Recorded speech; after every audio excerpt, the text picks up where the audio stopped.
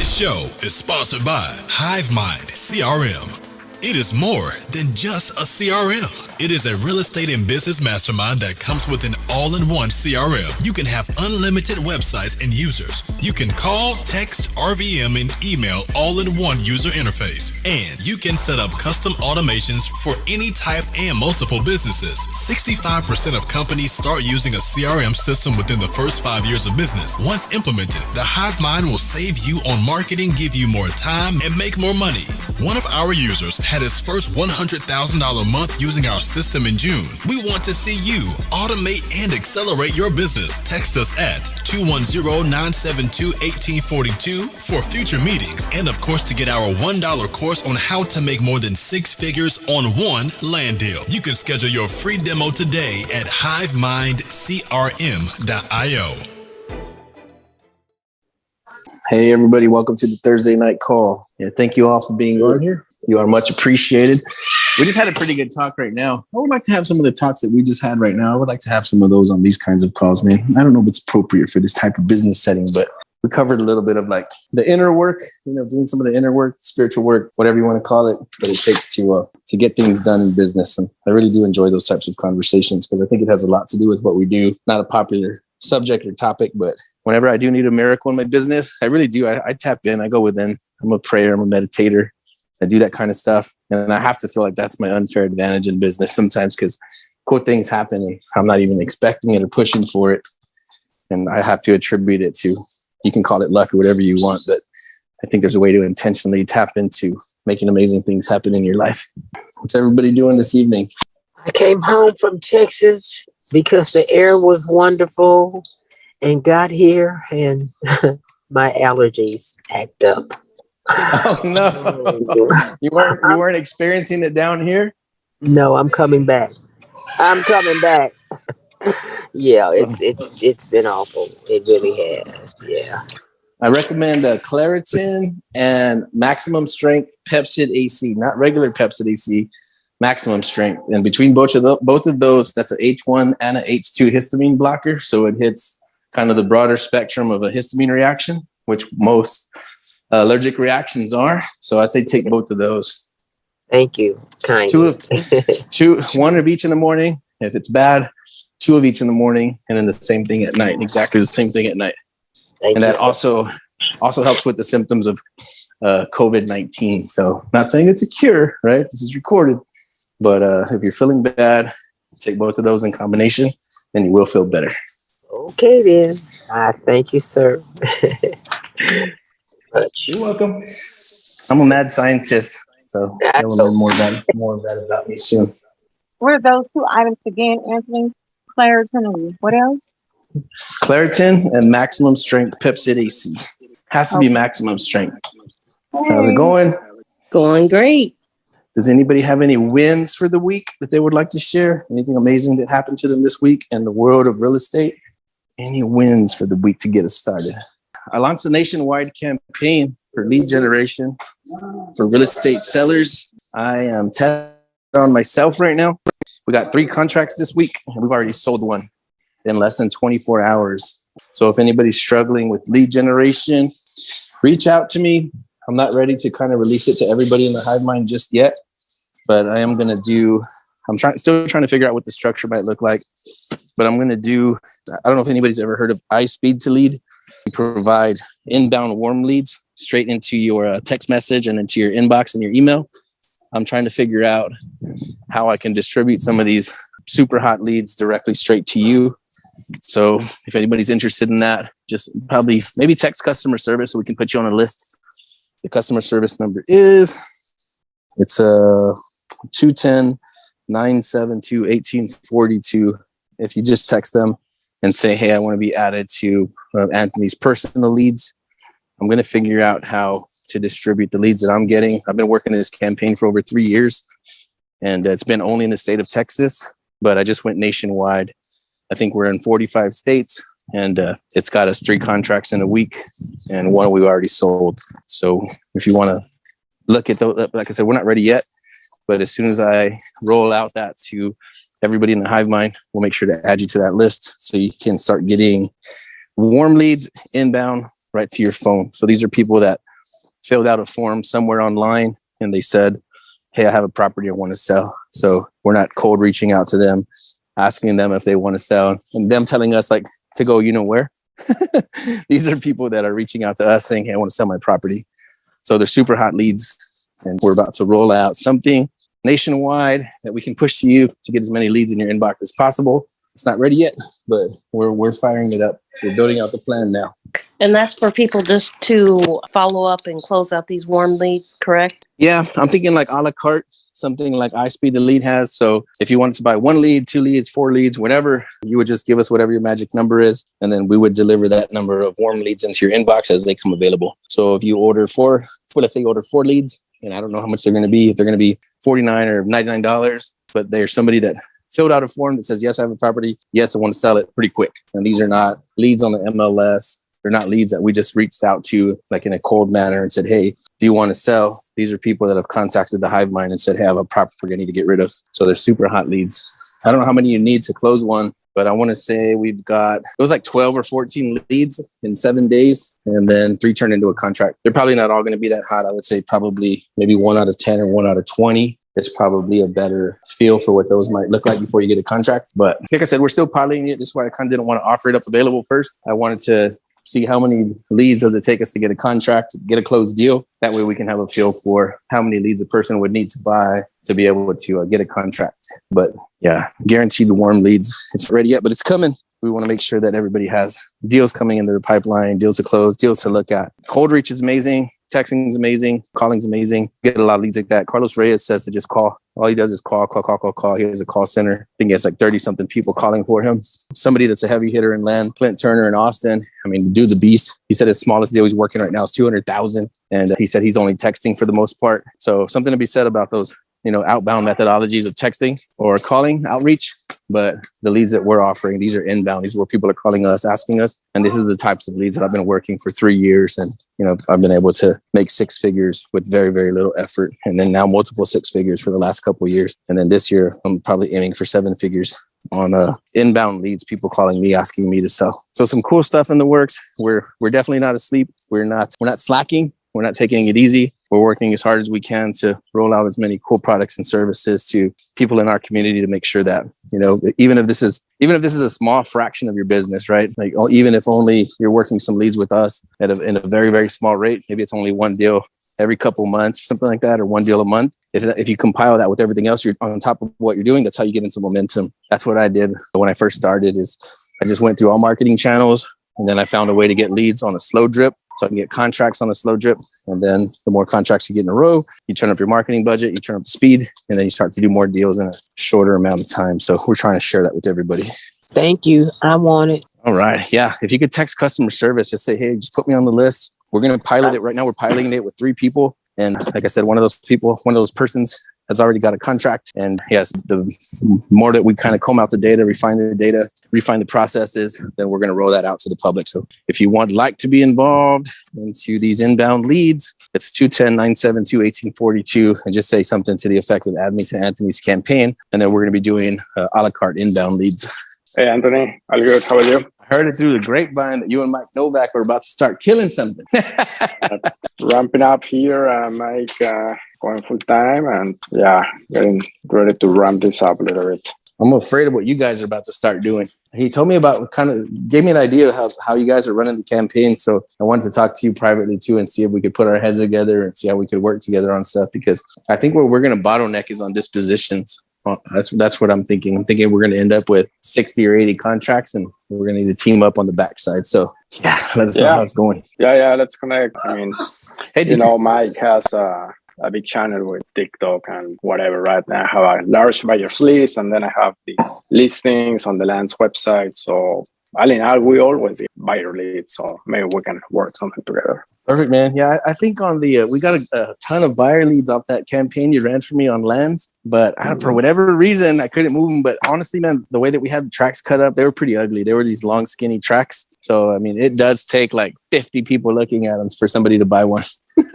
I know I know you got a ton of leads, so I'm thinking if we put some nicer properties up there, I have to think that they'll move, because that's a great lead source. So if anybody has any tracts of land that you need to move, reach out to Yasir and they'll charge you a little small fee to put them on lands.com. Is it lands.com?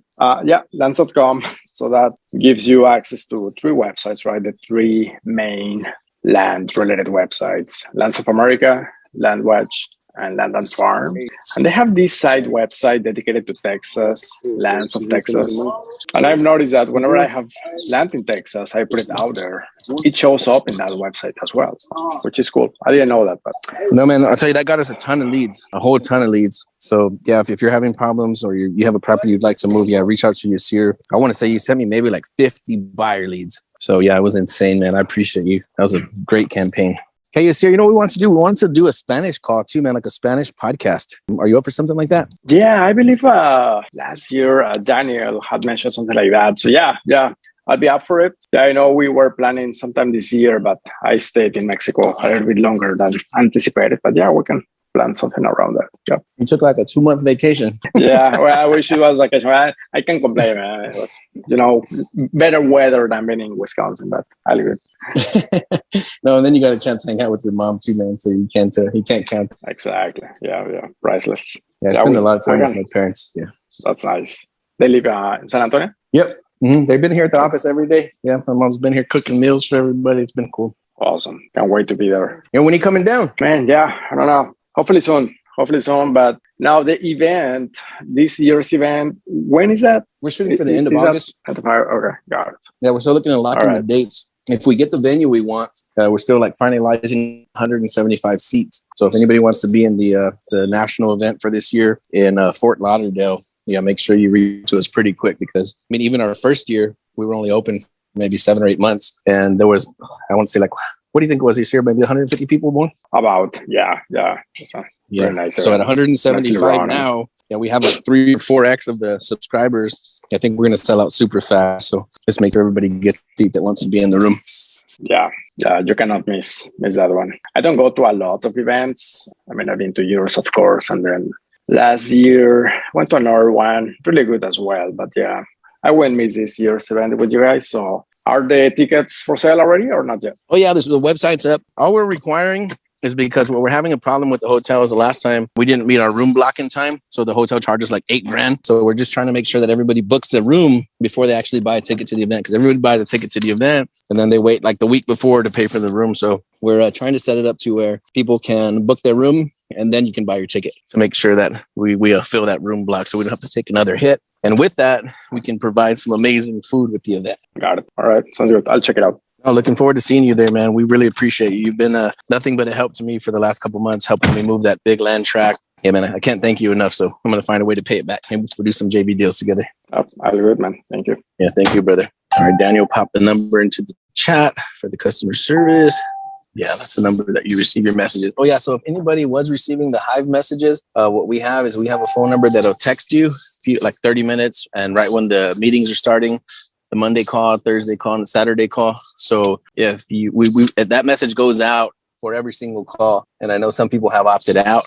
They've said, hey, it actually says, instead of people saying stop, right? We don't want people to say stop to our customer service number, so the number doesn't get flagged or banned. So we said reply banana if you don't want to receive these messages anymore. So if anybody has opted out of those messages, yeah, you might want to turn them back on, for one, to be reminded of these calls, but for two, also for the new products and services that we're rolling out, invites to the event, all that stuff. So I know it's kind of a lot of text messages if you're getting 6 text messages a week from us inviting you to the calls, but I promise you, from being on these calls, the connections that you're going to make, the people that you're going to meet, the strategies and ideas you're going to hear, people are free-flowing ideas on this call, like giving away free content, free strategies that are working. So the more times you're on this call, I promise you'll get a lot of momentum and traction faster than not being on these calls. So I invite you to make sure that you keep those notifications on. If you ever can't find the customer service number, just go onto Instagram, and there's a card on there, like a post that says text the HiveMind. It's a 972 number. And that'll keep you connected to us so you can know what's going on. We're going to try to put everybody in front of some amazing opportunities always.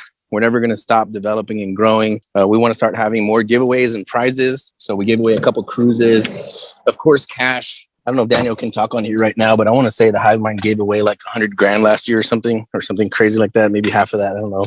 But we're trying to push stuff back into the community.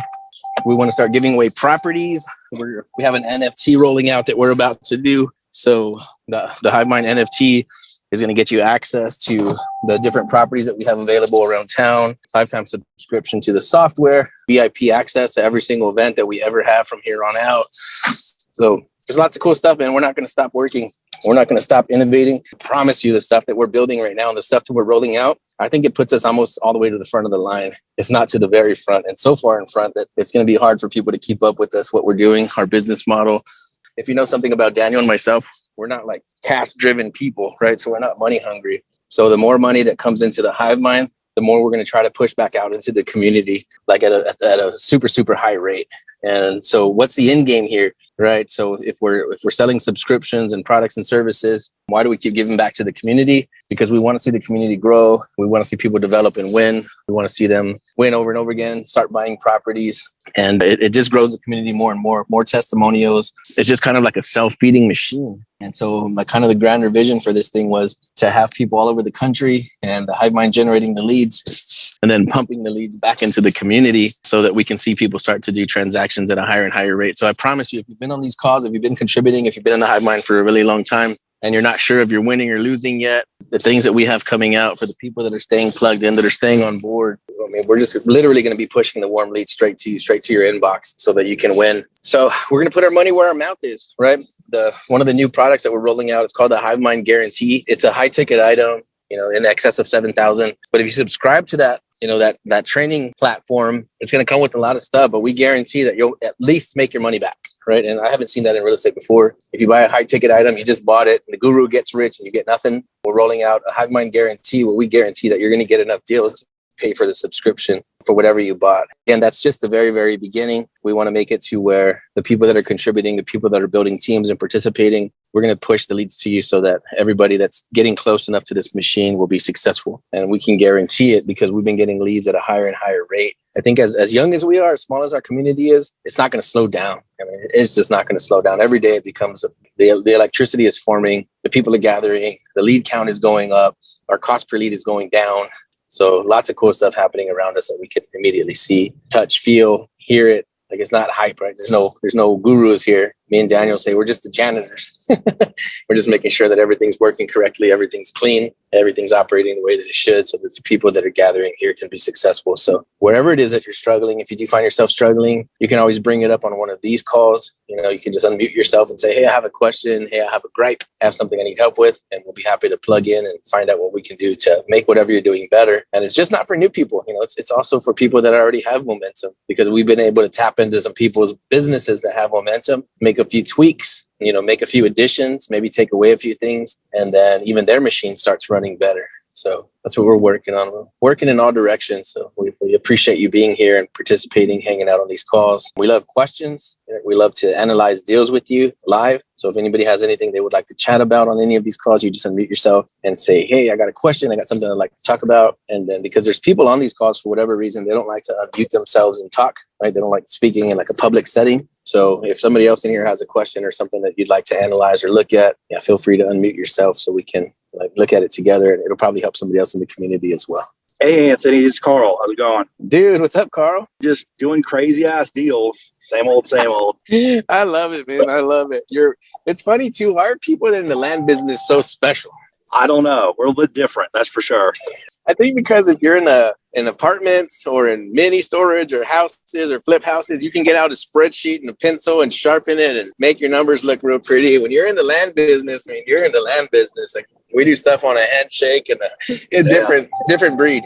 Hey, I'd like to share this one deal that we're doing because I think it can add value to people. What we do is we target certain things. I look at our GIS system and I'll just look for stuff like lots that could be subdivided and things like that. So there's one deal we went after for a year because it was 2 lots that could be subdivided into 3. Okay. And so what we did was turned out there was a $750,000 judgment on the people. So judgments are only good for 10 years and then they expire. And this was a Bank One judgment. It wasn't a lien, and Bank One is out of business and their assets have been sold off. So we knew we're pretty safe. And we ended up buying this property in November with the $750,000 judgment, and the judgment expires tomorrow. So we're good to go from there. But the reason we went after this property was it's 2 lots that we can subdivide into 3, and there's a lot behind it that is zoned industrial. So we paid $69,000, took it subject to the judgment. Again, tomorrow on the 18th, it expires. Then we've got the 2 lots in front, we can divide them into 3. We've got that sold for $210,000. The lot in the back that's zoned commercial, we're trading it to another guy that it backs up onto for another lot that we can sell for $60,000. So, targeting certain things like this that you can subdivide and the value adds could be a huge profit center, as well as also don't be afraid of judgments. We buy properties with judgments. We either let them expire or we buy the judgment or we'll discount the judgment. So there's a lot of really cool value adds that people can do when you're looking at the lots. So the first thing I'd say, don't be afraid of judgments. Someone's got a judgment on there.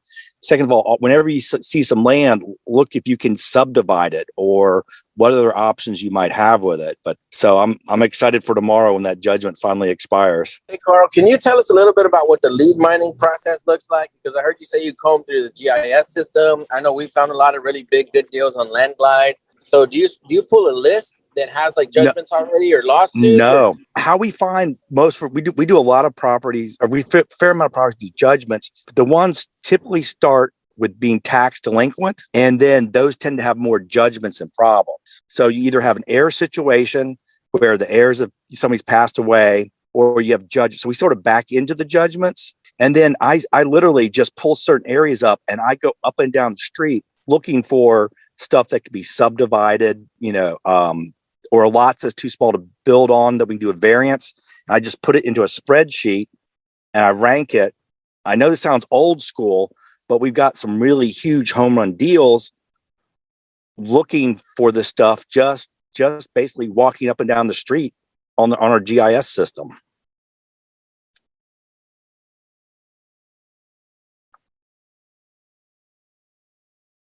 Oh man, I think that's really it. The fundamentals. We found a lot of good deals on LandGlide. How much road frontage do they have? Is there any structures on the property? It's vacant. Those kinds of things. And you just go after those, call those, and that's it. So on the tax delinquents, are you pulling a list for this, or are you just randomly across these properties? We pull a list, and luckily in Mecklenburg County, where I'm at in Charlotte, it's real. You can go to the website. They have them plotted on a map. And they even have which ones are land and which ones are houses. But if you pull a list, that's been our best land deals have been either the property tax delinquent ones or the ones where I call it walking Polaris. That's our GIS system where we're just going up and down the streets looking for these. We even look for houses with extra land that we can subdivide off. We just throw them in a spreadsheet, skip them, and call them. But the tax delinquencies is our number one source for properties. And a lot of times those people, if they're not paying their taxes, there's a problem. Either they have a judgment or the person's deceased a lot of time, and then we have to find the heirs. And those are the really big deals are when, someone's died and there's multiple heirs, and you got to put the family tree together and buy out the shares. So that's where we sort of niche down into stuff like that. Dude, I really love that when there's a tax problem. Yeah, like you said, it can uncover a lot of different problems. So I'll tell you one I'm working on right now here in San Antonio. Quote a tax delinquent list. It's actually a county right south of San Antonio. And Elizabeth Falcone got the list. She skipped it. She started texting it, and we thought it was a bust. One of the leads that we got was a family where the husband died. The wife is sick. She's I guess not mentally all there. I don't even know what she is. I haven't asked. But the lady who contacted us is acting on her behalf. And man, I've heard both sides of the story now. So I want everybody to know this is that whenever there's some kind of problem, when there's two sides of a family that are having a disagreement, it gets pretty bad. People get very emotional. Somebody has died. You tried to take advantage of my people. Man, my mind was completely blown this week because I feel like we're kind of like counselors, right? We're mediators. We're helping these people kind of untie these big giant knots that have been there for years, probably. man, this guy came to the office and he's telling me about what happened. So the gentleman was sick. He was doing very bad. I mean, he was already having like dementia. He was at the house. And she's out of her mind. He's out of his mind. You know, they're hardly taking care of themselves. So this guy goes with his wife, and his wife is a family member of the gentleman, right? I think they're brother and sister. And they go and they help him get into a home. Like they put him in a home because he wasn't stable at his house anymore. His wife couldn't take care of him. And then he's paying the back taxes on the property, upkeep in the property, cutting the grass, everything. And there was a storage container there. There was some other stuff. So he figured, he hired an attorney to try to help them get it all figured out. So he's spending all this money out of the pocket to save these people's property. And then he talked to the attorney, and the attorney said, hey, they're losing this, they're losing the house, they're losing everything. So the attorney said, it's not illegal for you to kind of go collect some of the things that are on property so that you can recoup some of the tax money that you've put in. And, whether that's legal or not, gray area, I don't know. But the attorney told him that he should probably do it because, he's putting a bunch of cash into this property and they're probably going to lose it. So, he's trying to act in the gentleman's best interest. He's I think he put out like $20,000 out of pocket. Like, he's just pulling and pulling and pulling for his girlfriend or wife, working as hard as he can to try to get this gentleman's life situated and make things happen for him, hiring an attorney out of his own pocket, knowing that he's not going to get the money back, paying the taxes on it so they don't lose it. And then the other side of the family is saying that this guy is a thief, that he threw the gentleman into a home so that he could steal all of his property. And I can see what they saw on their side, but now talking to everybody, it was just a big, giant, huge misunderstanding. And it's cost this property to be in limbo forever, right? So now the state's going to pick up the property for nothing, while all these sides of the family are at war because they think that everybody's fighting with each other because somebody was, doing shady things. But it turns out that it was none of that. Hearing everybody's side of the story, I'm kind of like, wow. I mean, this is something that you can't find out by reading a court document or, just talking to one party. After you talk to all the parties involved, you can see that it's actually a pretty simple fix. And, talking to these people saying, hey, you know what, sir, that guy, he's like, yeah, that guy's kind of a crook and he's a whatever, and, using whatever words that he wanted to use. And I'm like, yeah, actually the guy was really, really nice. He said that you handled business and that you've been doing everything on the up and up. He didn't say anything negative about you. He's like, really? And then like the sister that he didn't want to talk to, that he didn't want anything to do with, he's like, do you think you can give me her number? I'd like to give her a call. So these people haven't talked for years, right? They've been at war because there's been this horrible misunderstanding. And he's like, do you think you can give me her number? I'm actually going to give her a call. So after everything you heard, everything that she said, everybody's understanding that there is no fight here. We're slowly but surely starting to untie this knot. And I think we're going to actually get the deal. It looked like a no deal. There's probably going to be 6-7 heirs that needed to sign off. Everybody was at everybody's throat. And I think we're going to get it done. And that's what I love about these tax delinquent is like sometimes it's not somebody being, evil or bad or crazy. It's just like somebody just needs to come in as a mediator, a neutral party, and say, hey guys, I think we can make this work. Everybody wants to make this work. What can we do? And this one really is working. This is textbook. I can't wait to go over this. And if this one closes, yeah, we're probably going to go over like a step-by-step or at least make a video about it. Yeah, those best are ones with heirs where they're fighting. In North Carolina, we're lucky because we can just buy out the shares from the heirs, just give them money for the deed. So if we, I've got one right now with 55 heirs and we own 93.4%. And so we can buy out the shares. We've been buying out for $200, $300, $400. And then now, since we haven't gotten everybody, we can do a partition sale. So we're in the process of filing the partition sale, which will put the whole property up for sale at the courthouse. And we win either way. Since we own 93.4%, if it goes for cheap, I buy it at the courthouse and I get reimbursed for it. If it goes for really high, I'll get all the excess proceeds on 93.4% of it. So there's a lot of really cool stuff you can do with the heirs, especially in North Carolina. I don't know the laws in Texas as well, but I really enjoy the buying out the shares, putting these puzzles together and dealing with a bunch of crazy ass folks. It's a lot of fun. Yeah, man, Texas is the same. You can kind of piece it together and just kind of go as you go. Because usually when somebody has a deal and they say, hey, well, it has a lot of problems and it has this and we can't get these people to sign and we can't get clear title, like my ears start perking up. The more problems it has, instead of me losing interest, the more interested I become. Really, let's take a look at this because, you never know what you're going to get when it's those types of deals. I think I love what we do. People say they're going to outlaw wholesaling. If they do, who cares? We'll just do like double closes. There's a lot of other methodologies that we can use because what we do is deeper than that. right? We're not just finding properties and just recycling them back into the environment. A lot of this stuff is like we're curing title. We're working on problems that have been there for 10 or 20 years, and that's never going to go away. Yeah, so I love what we do. I think it's honorable. I've heard people say it's wholesaling ethical. Man, you want to know what I do on a day-to-day basis? I mean, I've sent money to a seller and they started crying. Like, I love what I do. This is a cool business. I think it's very rewarding and it's never going to go away. I mean, the complexity of the crap that we have to go through and handle, like Carl's talking about, I mean, absolutely amazing. And there's no other way for it to be done. What are you going to do? You're going to hire a real estate mediator, right? Is that going to be a new job? Like kind of like an attorney? So what we do is amazing. It's a blessing, and we get rewarded handsomely for it. And I think we deserve it. I mean, we work hard. We work on some crazy stuff. We heal relationships. We heal marriages. We fix relationships between a father and a daughter. We're doing amazing things out here. So I hope everybody's proud of what you do, and I hope you know that it's honorable. As long as you're acting ethically, right? Because there's all types and all business models. I was in roofing. There was characters. I was in construction and there was characters, they're everywhere. But if you're doing the right thing, this is an amazing business to be in. And it's very rewarding. Not only do you change your life of your friends and your family, but also the other people on the other side that kind of have properties that they need to move, things that they need to move past in their life, but haven't been able to move past because the property is kind of like the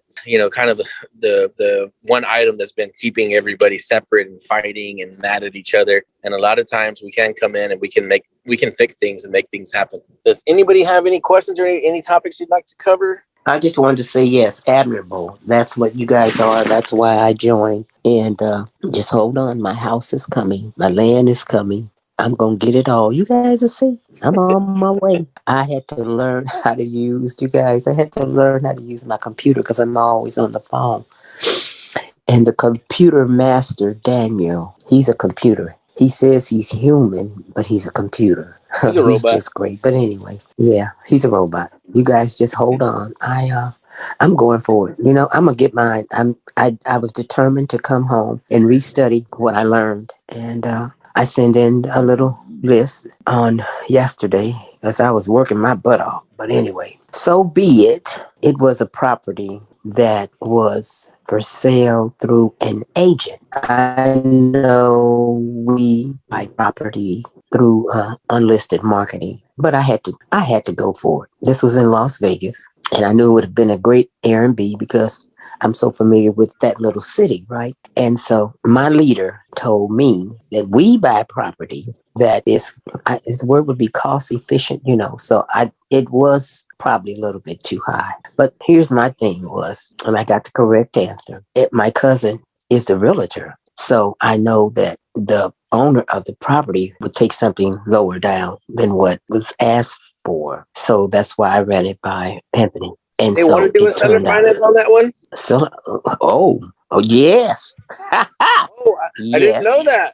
You just sent it to me and you said, you asked me about the price. I said, I don't know, but nobody said seller finance. Now we need to take a second look at it. Okay, yeah. Let's do that. Yeah, that changes everything. I'll tell you, look, just on the house that we got, the Jennings house, Loretta was just down at the Jennings house with us. She came down for the boot camp for a week and she got to meet everybody in person. But that property came from the list, the bulk lead list that we give to HiveMind users. We were text blasting it. And one of the people in the room said, hey, I got this lead. It's on the MLS. And I said, nope, skip it. Not a good deal. And then the very next thing the person said is, hey, I got to get out of the mortgage. So I'm like, oh, let's book a walkthrough tomorrow. So once it's a seller finance situation or a sub 2, that changes everything. Price becomes secondary. Oh, okay. Yeah. Let's see what we can negotiate. What can we figure out? Good. Okay. Oh, I like that. See? Yeah, we have it's a brand new barn dominium on 10 acres in Texas. And we've been negotiating since November. And she wouldn't give me a solid price. She wouldn't give me the price. And I knew she wanted to sell it, but she was kind of like, well, I'm not in a hurry, But it's brand new house, never lived in. Her husband passed, so they never got a chance to enjoy it. And she just randomly texted me 2 days ago after I've been following up with her for months. And she said, hey, do you think if you're interested, would you be willing to do quarterly or yearly payments, for the house? And I'm like, what? So she pitched me sub 2 or a creative finance deal. So now, even though I thought that property was overpriced, now we're going to dig back in and take another look at it. That's going to be a contract. Yeah, your cash offer only works. I hope everybody knows this. Your low cash offer only works if you're going to write a check, right? And if that means if you're going to bring in a money partner, somebody else is going to pay for it. That means you're going to write a check for it. That's when your low cash offer works. But that's only one strategy. If they shoot down your low cash offer, that's where the negotiations begin. That's not where it's over. If you can get in there and get a sub 2 or a creative finance deal, I mean, you can pay up to 105, 110% of retail value. So yeah, don't give up once your low cash offer doesn't work. You got to dig in and find out what the situation is, what's going on, and what can we do to make this happen. I say this all the time to sellers, especially in the text message. I said, hey, they're like, well, what do you want to offer? If I offer you what I want to offer, this is not going to be a deal. You're going to get mad at me and we're not going to do the deal. I don't want you to get mad at me. I want to do the deal with you. I want to buy the property. So what can we do to make this work for both of us? And I say that every single time. What can I do to make this work for both of us? So your low cash offer, again, that's only one strategy. That's only going to work. If you got 10 contracts, your low cash offer only worked on 1 out of 10. The other 9 out of 10 could be creative finance, sub 2, or whatever else we can do on it. A novation deal. There's a million things you can do besides a low cash offer. So I hope everybody's not doing that like as a one-trick pony. Make sure that you communicate with these sellers and let them know that you got a lot of tools in your tool chest, and the low cash offer is only one item in there. My son's in the car looking at properties, and he said if there's anything we can do about like LLC properties, but yeah, we can still skip trace those and find them. I think a lot of people think that, and I used to think this when I first started, so this is why I have this assumption, is that if it's in an LLC, that they're not going to want to sell. They're big ballers. They're rich. You know what I mean? They don't need to sell the property. But anybody can get on secretaryofstate.com and create an LLC for $300. So just because the property's in an LLC, yeah, we're going to go after it just like if it was a regular seller. So don't worry about that. Don't let that be a mental block for you, because some of those are the best in the business. So somebody creates an LLC. They buy a warehouse, they start up this company, everything's going amazing. Sooner or later, the company goes bust. The LLC is still registered on the property, but the whole company has already collapsed. Everything's gone bust. And sometimes they're letting those properties go. Like they're already chalked those properties off as a loss. They already saved the money on the taxes. That property's in their mind, they have already chalked it off. So you skip trace that LLC, you look it up, you find them, and you say, hey, what can we do on this property? And sometimes they said, yeah, we already let that one go. We already wrote it off. Like, well, no, it's still in your name. What can we do to take a second look at this and see if we can make something work for both of us? So yeah, don't give up on LLC properties at all. That could be money. It would make sense just because you would think it would be a lot cleaner. People would be more more ready to sell. At least that's what it would comes to my mind. Yeah, for sure. Especially if it's like an abandoned house or a lot that's overgrown and it's an LLC. Yeah, what seems to be the problem here? I think another thing that people do in real estate is we try to like beat the property up a little bit to see if that helps us get a better deal. So we say, hey, the roof's falling in and the windows are all broken out. Therefore, you need to sell it to me at a cheap price. But what I do is I turn it around. It's all psychology based. And I wish we could have like a whole phone call just based on seller psychology and people psychology, because that's something that I could go deep on. But what I do is I praise them. I say, you know what? That's such a beautiful house. I just wonder how a house like that, ends up in a condition like that. I'm just curious. That's an amazing piece of property. I love it to death. My wife loved it. I'm just wondering, how does a beautiful piece of property end up like that? Kind of what happened here. So you're praising the property, instead of saying it's a piece of junk and it's ugly. That's why I need to give you a low ball offer. So it sets a different mood in the seller's mind. Like, you know what, this person appreciates what I have. That was my mom's house. That was my grandma's house. I love it. And this guy sounds like he really loves it, and then they'll open up to you. But if you tell them how crappy it is and how junky it is, you're just like, you're beating up on a bunch of their soft spots, and they already know that. They know it has problems, and they don't need you to come in here and tell them that to try to get a lower offer. I've got a property. I was $30,000 less than their highest offer. And the guy just says, I just want to do this deal with you. And I think it's just little things like that, like, trying to make people feel good and feel better, letting them know that you're acting in their best interest, not coming in as a hammer or a snob and trying to say like, well, the property is a piece of junk, so therefore you need to sell it to me for some crappy price. That shouldn't be the business model. It shouldn't be our mindset. I build everybody up. I don't care if it's the ugliest lot with, overgrown, never been cut in 4 years. I still tell them how amazing it is because I love all the properties. I'm a contractor. I kind of see the before and after. So when you go in with the mindset of praising them and telling them, all the good things you like about it, as opposed to, why you hate the property. And you'll see how far that takes you. Hey, Anthony, I would love to sign up for one of them classes because I love talking about the psychology. And I think, honestly, that's what also, I can only speak for me, what kind of stops me. I know I am my own roadblock in getting moving. It's about my own confidence, and that's what I'm working. So making little baby steps, but I would love to sit in one of your classes if you ever do decide to offer the psychology of that. Okay, yeah, maybe we'll just do like a sign-up sheet, because I feel like people come to these and they want to talk about real estate. But if you break it down to the fundamentals, it's just like we're just all human beings. And it really depends on what buttons you push inside of a person's brain. And then all of a sudden, like all these different hallways and pathways open up, and you can kind of walk down a hallway or pathway with somebody to lead them to where you want them to go, as long as you're acting in everybody's best interest, because you can also use this to like manipulate and control people. So it's kind of like dangerous. But if you're acting in everybody's best interest, yeah, there's a lot of simple psychology stuff like that where you can, get people to see what you see without you having to be like manipulative or anything like that. But I love that. I talk about it a lot. I made a YouTube video about it.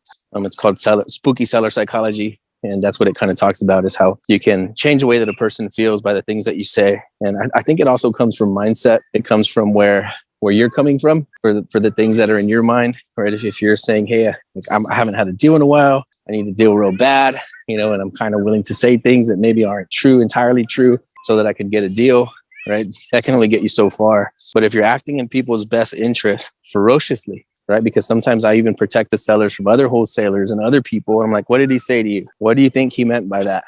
How did that make you feel? Do you feel like that person was being truthful with you? If they were being truthful with you, what about this? And so it kind of just gives them a broader picture of like, you know what? You're absolutely right. That guy was a liar. He was going to take advantage of me. If you're protecting people, you're just going to kill it every time, every opportunity. And for me, that right there is probably the most important thing to me, honestly. And I think that's also the thing. Money doesn't drive me, doesn't push me, which sometimes gets me in trouble because, you do have to live. But seeing so much about, people talk about, the negative side of wholesalers and how people try to lowball it. And that's, I just want to stay so far away from that and be in that lane of how I can educate people and protect them, but just being a service to them. So I definitely would be interested in that class. Amazing. Okay. Yeah. We'll get it put together and we'll set it up. I'll do a couple modules. I'll do like 10 modules. I did timeshare sales for about 3 years. And these are people that are pulled off the street and say, hey, you want 2 free water park tickets? Like, come check out this resort. And it's our job to invite them to a table, that's 3 feet wide circle. And then at the very end of a 90-minute presentation, we asked them for $60,000. So it wasn't an easy job, but it taught us like a lot of things about sales and the way that a person's brain works. And then I kind of imagine that a person is like a computer, right? Like a cyborg, and you can push buttons and you can reprogram people. And one of the things that my sales manager, the very first thing he said to me, he said, you just have to be careful with this information, because if you use it on your friends and family and you use it to like manipulate, it's like it can really destroy your life. So something that I think about all the time. And so I do use it for good. I do use it to make sure that I am taking care of the people that I love and care about and the people that are on the other end of the table. Like I've gone to man, it's so funny because I used to do this before I ever heard Pace Morby say it, but I'd get to the property and I'd say, you know what, there's a pretty good chance that I'm not going to be the one that buys this property, right? I'm not here to take advantage of you. I'm not here to rob anybody. I'm here to help. And if I can't help, then I'm going to give you a number. I'm going to put you in contact with somebody that can. But just so you know, upfront, FYI, I might not be your buyer. And then I heard Pace Morby say that. I'm like, ooh, I love that. I love this. I love where he is. I love what he's been taught. I love what he knows, because I've been doing it for years. And that's kind of where I think where everything stems from. Again, if you're acting in the person's best interest, then you're going to win every single time, even if you don't get the property. But then another thing that you have to be aware of is that, and for something more practical than the psychology and everything else that goes behind it, is that you just have to get in front of enough good opportunities, and that's it. So there's no magic. There's nothing mystical about this business. There's nothing that is mega challenging, right? So if you are struggling, I don't have to really have a conversation with you. I don't have to know where have you been struggling. If somebody asks you, where have you been struggling in your business? What have been your biggest challenges? Automatically in my mind, I feel like they're gearing up for this big sales pitch, because they want to know where the holes are and what you're doing in your real estate company or in your business. So they can say, well, I can offer you the solution, right? It's sales 101. You expose a problem, then provide a solution. And in my mind, none of that is required. All I want to do is look at how many leads you have been talking to. How many people have you been talking to? And if you just turn up the lead flow and you have more ups, you have more opportunities, It's like the same thing of like if you're taking a shot with a basketball or you're taking the swing at a ball, like with a baseball bat, anything that you do repetitive until you develop the muscles for that, the mental muscle, then all you need to do is get in front of more opportunities. So if you're struggling to close a deal, if you're struggling to get business, if you're not where you want to be in your business, in your company, you just haven't had enough opportunities. You haven't been in front of enough sellers. So all we need to do is turn that tempo up. We just need to turn up the tempo so you can get in front of more sellers more often. And then you'll naturally get better at all the other stuff, all the psychology, all the questions to ask, all the best pitches, all the best closes. None of that matters when you had enough ups. When that ball's come over that home plate enough times, sooner or later, you're going to hit a home run. And it really requires none of your own effort. You just got to get yourself in that plate as often as possible. I saw that early on in real estate. So what I started inviting everybody to do, and anybody on this call can do this, no matter how new you are, is I started asking everybody. I started posting it on my page, on my my Instagram stories, my Facebook stories. I started saying, hey, let me close a real estate deal for you. Let me negotiate a land deal for you. Bring me in to close your deals. Because all I wanted to do was get more ups in a shorter amount of time. And then sure enough, now, years later, it's led to a lot of great relationships, JV deals, partnerships, just from me asking people to bring me in to help them close business for them. And then again, like the ultimate end game behind that, like even aside from the money, because I closed a lot of stuff that I didn't ask for any money on, I just said, bring me in to close the deal so that I can get more ups, more opportunities so that I could become a stronger closer in real estate. And it worked phenomenally. So again, if anybody's not where you want to be and like your closing abilities or your skills, just get more in front of more opportunities. There's no science, there's no magic, there's no mysticism. Get in front of more sellers, get on the phone with more sellers, and you'll get better and better by the minute. I did a call at the boot camp and everybody started like clapping. Right. I looked around, I was like, what? But I was like, okay, all right. I guess I did pretty good. I wasn't thinking about that at all. I was just doing my thing. But it just comes from being on the phone a bunch of times.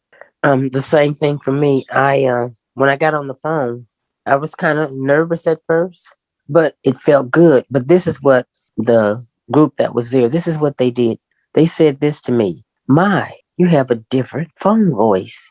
You sound good on the phone." That just gave me an extra push. I knew when I got home, I was going to push this no matter what. I'm learning all that I can learn, and it's going to take experience, and it's going to take a minute, but I'm in it to win it. So I know what that feels like.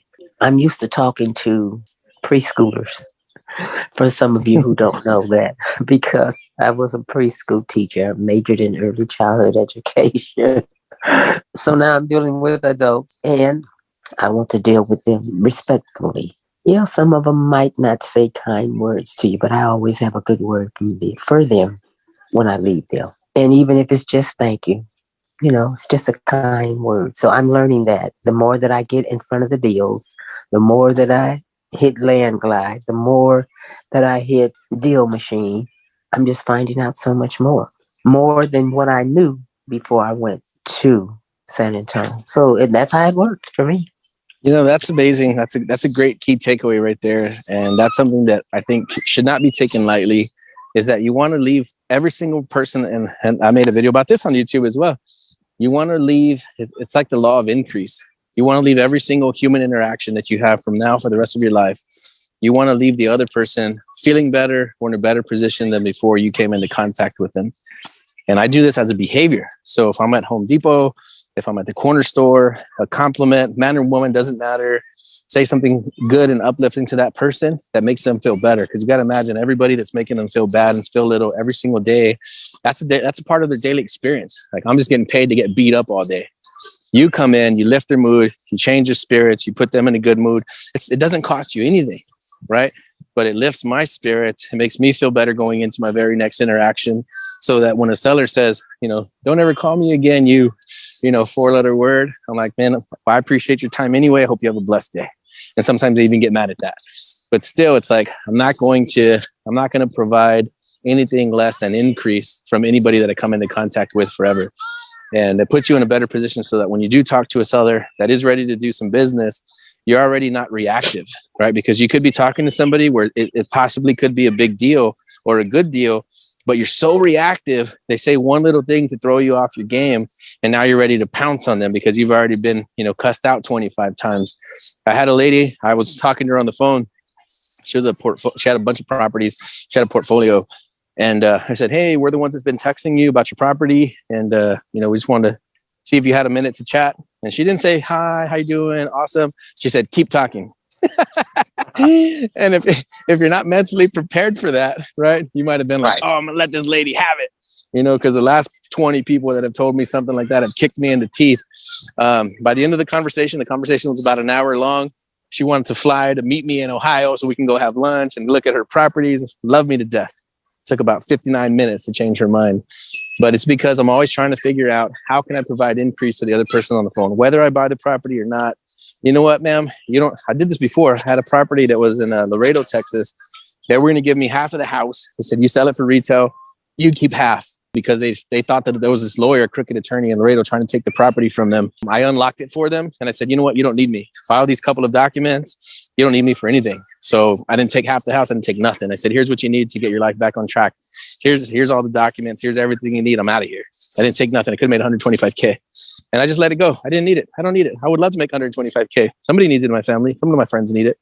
But it's like, it was more important to me to provide a service and to help them than it was for me to just like be a cutthroat investor. Like, I'm just going to go in there and just take the money, take every dollar that I can, and it'll pay itself back somewhere else. But again, from me wanting to provide service, provide value, to practice the law of increase from every single person that I talk to. And that'll really carry you a lot further than scripts and all these other closes and all this other fancy stuff that people try to sell you. I can never do those scripts. I've never been successful with them. And I think that's, that's why I really resonate with both you and Daniel so much, because you guys are so genuine about just wanting to help people. And that's so true. Like, the fact that turning away things. You're correct. It's going to come back to you 3, 4, 5, 10 times fold, just because of, looking out for other people that are having a challenging time, definitely. So that's why I love this room. This is dope. Yeah, it really is. Thank you for being here and thank you for contributing. But yeah, that's what it really is. It's getting in front of as many opportunities as you can. And then everything will come to you like second nature. Every single thing, you'll start to hear yourself say the same things over and over again. And like I said, it's just really having the same goal in mind, always willing to help, always willing to contribute. And then, like I said, the guy says, you know what? I had a guy pull up in I forgot what kind of car it was. In my mind, I'm like thinking that's 200K. He's like, he pulled up in this car and he had the suit, he had the cologne, he had everything. I knew he had the cash. He was ready to write a check. He's like, but I want to do the deal with you. I just want to do the deal with you. For whatever reason, I want to do the deal with you. $30,000 loss for him, but he just said, I just want to do the deal with you. And that's where it comes from. It comes from just being honest and helping people and coming from a place of value. And I wanted the deal, but I didn't care if I got it or not. It's like, I just knew what I was capable of. Another thing too, when you do that, when you provide value and you provide service and you know that you're a good solution for that person, that kind of conveys in what you say too. And I do feel a sense of loss. If I lose a deal that I knew that I should have got, I do feel like, ma'am, I honestly felt like I could have provided the best value to that person. I was such a good solution and they went with somebody else. So I don't feel a sense of loss, like I lost the money or the deal. I feel bad for them because they could have got somebody that was so amazing to help them do that deal. And that's not a place of arrogance. It's like a place of like, I know what I'm capable of. Like I would have been that person's best possible solution and they didn't get it. And I feel bad for them. So coming from a place of knowing your worth. Yeah. A place of value. Like I would have bent over backwards. I would have took a loss. I would have do anything I had to do to help that person have a better outcome. And they missed it. They missed that opportunity. I didn't miss it. They missed it. That's what happened. They missed it. They missed the opportunity of seeing your kindness and your gentleness. And they'll remember it though. I can tell you that because you left an impression on them. Yeah. I know they'll remember that. Yeah. And that's what I do. I always remember to treat others like I want to be treated. I know we all say that, but I learned that really learned that many, many years ago because I had my young kids that I worked with. They were just little humans. Just because they're 2 and 3 years old, you don't mistreat them. You love them. I had the best job possible. The parents were wonderful. So when you love on their children like that, they'll give you the world. They really will. So that's what I'm doing. That's what I'm doing. Yeah. That's what I'm doing with the knowledge that I have here. Just love on people. I just believe in loving on people. That's all. I love that as a business model. Because like if you could love those little tiny human beings and you could push them in the right direction and hope they turn out to be like amazing adults. We always forget that adults are just tiny children. We're just tiny children that have been alive for a little bit longer than those little kids, but we're all just babies. We all just want to be loved and hugged. We all want to be successful. We all want to have money. We want things to go good for us and for the people that we love.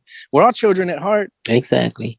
And see, I've gotten to the point in my life when it doesn't go like I want or like I think it should be. It's okay. It's still okay. And that's how I live my life. And I had to learn to live like that. It didn't happen overnight, but it's a great feeling. I'm thankful. I have 3 wonderful adults and about 20 adopted children. So it's great. It's just great. Life is great for me. I'm exploding. Amen. I see it. I appreciate you taking action, coming down to the boot camp, hanging out with us, and just taking a little, peek behind the curtain of what we have going on. Yeah. So no doubt in my mind that you're going to crush it. And then whatever we can do to help you get there. Of course, now you got a cool team behind you, So yeah, I expect magic to be happening in your life more than so than it already is, like immediately. Yeah.